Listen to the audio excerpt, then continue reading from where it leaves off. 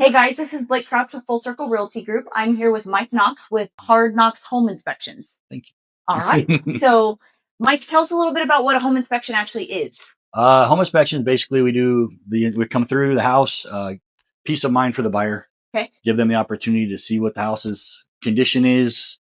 We go through everything, foundation all the way up to the roof, Okay. HVAC, plumbing, electrical, everything, just to kind of, make sure the home is the way it should be for people before they buy. Okay. So what should a buyer typically budget for an inspection? Are there different levels? There's different levels. Okay. You have a base price, and then there's usually upsells from there, depending on like the size of the house, square footage of the house is going to make a difference because it takes us a little bit longer. Okay. Age of a house is going to be a little bit more expensive because older systems take longer to figure out and longer to inspect, so on and so forth. So, and then some of us charge a little extra for distance, depending on how far it is. Gotcha. Going down to San Luis might be, $50 extra, cover gas costs, stuff like that. So there's a little, depending on how far out. I think I only charge extra for San Luis and Welton. I don't charge extra anywhere else. Gotcha. Okay. Now, should a buyer attend the inspection? The buyer's absolutely welcome to. Okay.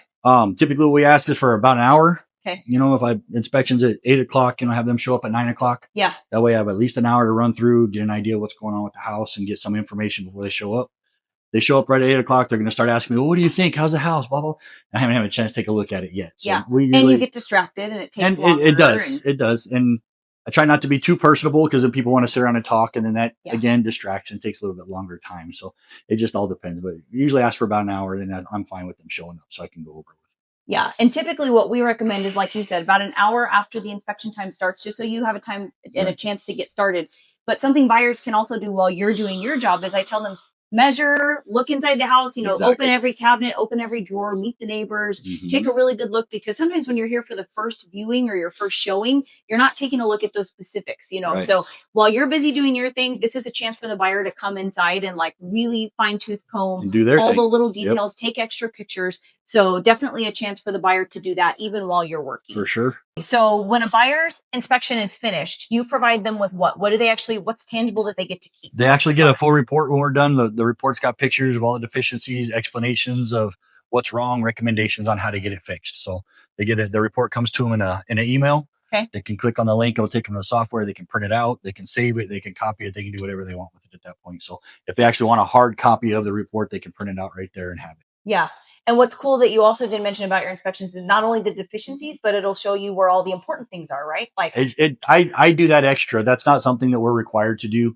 I do a few things extra, show them where their main water shut off valve is. That's something we got to show them. But then, I typically show them like, where's your main service disconnect in the electrical panel, here's where your hot water heater's at. Here's where your furnace is at. Stuff like that, And we take pictures of like, here's your garbage disposal, little things like that. So there's some extra pictures I throw in there just for people to have a little better view of all the stuff. Yeah. And that is really nice to have. Because like I said, it's tangible. It's something you get to keep. Right. And a few months later after you move in, you're like, oh my gosh, where was the water main shut off valve, or where's the breaker box, or where's this? It kind of just allows you to go back and check like where that was, just so that you have it. What is the most random off the wall thing that you've ever uncovered during an inspection? There's a lot of random stuff. We do a lot of new build inspections. Yeah. So you figure with contractors, you get a brand new house, everything should be pretty good to go. Yeah. We find a lot of stuff in new build inspections. You'd be surprised, but I had one time as a 1-year warranty inspection. They called me about 8 months after they moved in. Said they couldn't keep their house cool, even though they'd paid $30,000 for extra insulation. Oh. So I got up in the attic. There was no insulation whatsoever. It was completely empty. It was the cleanest attic I've ever seen. There was no dust. There was no nothing. Those people paid $30,000 for extra insulation and got nothing. Wow. So you just never know. It's the things that you can't see. You just never know. You have to hire somebody to absolutely go check out. And you do new build inspections. You go turn the water on. All of a sudden, you got a water leak under the faucet. I mean, just because it's a new build doesn't mean they did it right. Yeah. It's really crazy. Oh, the good one. They never paint the top of the doors. Really? Interior doors in your house, in your new build, typically not painted. They have a statement on them. Warranty is void if all 6 sides of the door are not sealed. Really? You have to paint all 6 sides. You check the top of the doors of a new build house, they're 99.99% of the time not painted. Is that for like a waterproofing effect? It's just to help keep any moisture from getting in the wood and causing any, and the warranty for the door will not hold if you don't have all 6 sides painted. Interesting. Okay. Now, this last question is for sellers. So when we have a seller who's getting ready to have their home inspected, obviously the seller has no choice as to who gets to come inspect it. That's a buyer choice, right? The buyer hires the inspector, but the seller's job is to open up the house and make it readily available for the inspector. Correct. So what are some tips that you can give sellers for preparing their house for an inspection? Declutter as much as you can. I mean, we got to go under sinks.